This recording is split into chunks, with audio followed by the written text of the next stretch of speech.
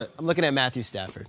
Okay, Matthew Stafford has never won a playoff game. Matthew Stafford has always been in the shadow of Aaron Rodgers. Yeah. And now Matthew Stafford is in the shadow of Kirk Cousins in the NFC North. And the Bears are pretty good too. Here's the deal. They just took his number one weapon, Golden Tate, one of the best wide receivers in the game. Yeah, what are we doing here? And they said, no, we're going to get a third-round pick in next year's draft. He has not played a game without Golden Tate since 2013. And this year, I look at Stafford, he's already beaten both Aaron Rodgers, right, in that amazing game, and then they beat the Patriots on a Sunday nighter. He's beaten Brady. So to take away his best weapon, to me, it's like we're taking away an offensive head coach in Jim Caldwell. We're taking away your best wide receiver. Go figure it out. And to me, this week against the Vikings, I want to see Matt Stafford throw that team on his back and take his team to where no one expects the Lions to go, the playoffs this year. Hey, baby. All right, now, speaking of losing certain pieces to your squad, I'm going with Baker Mayfield.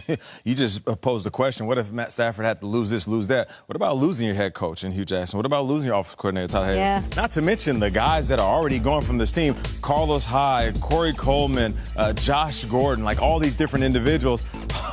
And not to mention, hey, Baker, we got the Kansas City Chiefs coming into your home field.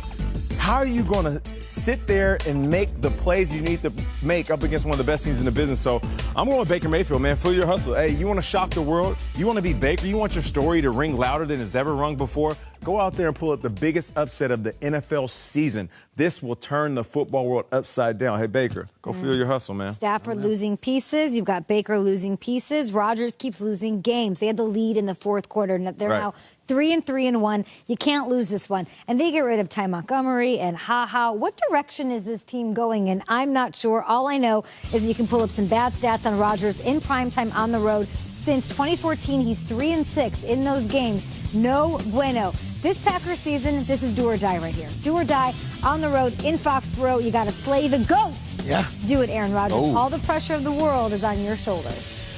I'm going to talk about pressure of Demaryius Thomas. This is an awesome thing. Demaryius Thomas wins the Super Bowl as a Denver Bronco, one of the best receivers they've ever had. Peyton retires, and then he gets put into this phase of Trevor Siemian and Paxton Lynch and Mark Sanchez, and this season, Case Keenum. So what happens right before the deadline? He gets traded to the Houston Texans. He gets to play with Deshaun Watson against his old team. And he's kind of been like, he's your fantasy wide receiver too. He's just one of the guys. Let's just take a quick second to remember how good Demaryius Thomas is. Playoff game with a Heisman Trophy winning quarterback. First play of overtime. What happened? Roll it.